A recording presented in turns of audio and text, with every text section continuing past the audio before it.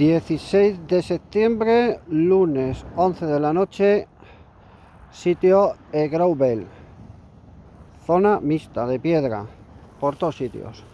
Bueno, cebo 2 cajitas de playa, que las tengo ahí abajo con 2 bloques de hielo. Esto es de enjuague bucal, congelado, más una americana también, y galeras. Luego también ermitaños, ahí cebo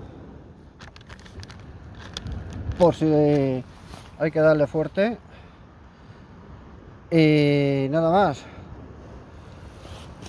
tengo ahí 2 galeras ya preparadas. Y nada, vamos al asunto.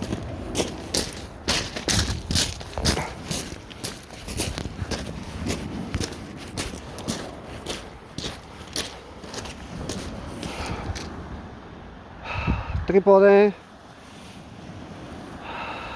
vamos a ver, línea del 011 de trenzado, con su detector casero.